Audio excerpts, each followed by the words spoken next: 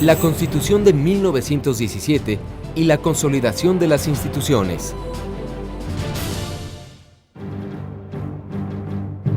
Después de la derrota del Ejército Federal en 1914, el Ejército Constitucionalista propugnó por la Convención de Aguascalientes, a la cual asistieron zapatistas, villistas y constitucionalistas, para acordar cómo alcanzar la estabilidad política necesaria para gobernar la nación. Al disolverse la convención, a finales de 1915, Venustiano Carranza ya había logrado unificar la posición de los caudillos para conformar un Congreso Constituyente, cuya elección de diputados se convocó para el 19 de septiembre de 1916, celebrándose las elecciones el 22 de octubre. El 1 de diciembre se reunió la Asamblea en la ciudad de Querétaro, ante la cual compareció el primer jefe para presentar las reformas que a su juicio deberían hacerse a la Constitución de 1857.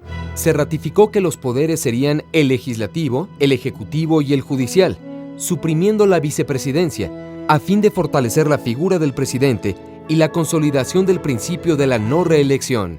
En lo referente a la educación, se estipulaba en el artículo 3 que debería ser con un carácter laico y nacionalista. El artículo 130 contemplaba la separación del Estado y la Iglesia. El artículo 27 aseguró la soberanía nacional sobre su territorio, pues la nación es dueña de las tierras y aguas. En el artículo 123 se consagraron los derechos y demandas de los trabajadores. Una vez promulgada y jurada la Constitución de 1917, Venustiano Carranza pudo convertirse en presidente constitucional. Durante su gestión, se preocupó por resolver dos problemas fundamentales: establecer la paz y reestructurar la economía, para lo cual se abocó de inmediato a sofocar a los diversos grupos rebeldes que asolaban varios estados del país. Para pacificar el estado de Morelos, encomendó la tarea al entonces coronel Jesús Guajardo, quien dio muerte a Emiliano Zapata. De igual manera, en el año de 1919, fue juzgado y sentenciado el general villista Felipe Ángeles. No obstante su buen proceder, Carranza intentó reelegirse, provocando que se rebelaran Álvaro Obregón y Plutarco Elías Calles mediante el Plan de Agua Prieta. Ante esta situación, Carranza se desplaza al puerto de Veracruz, pero en el camino fue muerto en el poblado de Tlaxcalantongo, Puebla, el 21 de mayo de 1920. La presidencia es ocupada por Adolfo de la Huerta el 1 de junio de ese año. Adolfo de la Huerta logró la pacificación y retiro del general Francisco Villa a la vida privada y el destierro del general Pablo González, y preparó las elecciones para elegir presidente, en las que contendieron el ingeniero Alfredo Robles Domínguez y el general Álvaro Obregón, saliendo triunfador Obregón. Durante su gestión, Obregón procedió a sentar las bases para la institucionalización y fortalecimiento del sistema administrativo del país. En 1923, no agradó al grupo revolucionario la imposición de Plutarco Elías Calles como candidato oficial para las elecciones, lo que provocó el levantamiento de la huertista en contra del régimen de Álvaro Obregón. El general Plutarco Elías Calles fue electo presidente de la República y tomó posesión del gobierno en diciembre de 1924. Durante la administración de Calles, al igual que en la de Obregón, se dio un gran impulso a la educación militar con el general Joaquín Amaro al frente de la Secretaría de Guerra y Marina. Se modernizó el colegio militar, no solo en sus instalaciones, sino también en los planes y programas de estudios.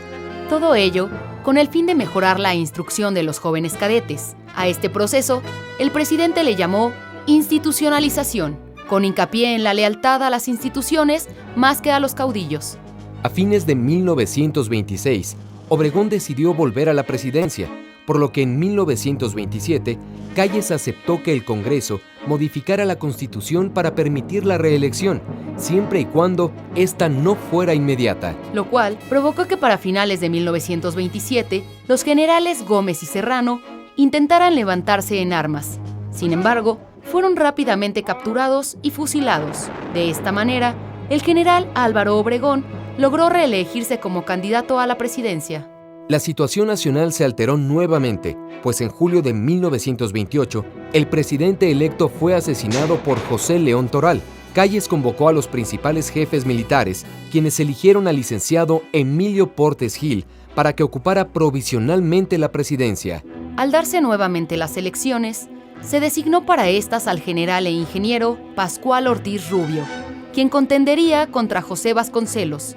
Finalmente, triunfaría Ortiz Rubio, quien llegó al poder sin popularidad y sobre todo tenía la presión de Calles, que gobernaba detrás del poder, por lo que en 1932 presentó su renuncia, sucediéndole en el poder el general Abelardo Rodríguez, a fin de concluir el periodo presidencial de Pascual Ortiz Rubio.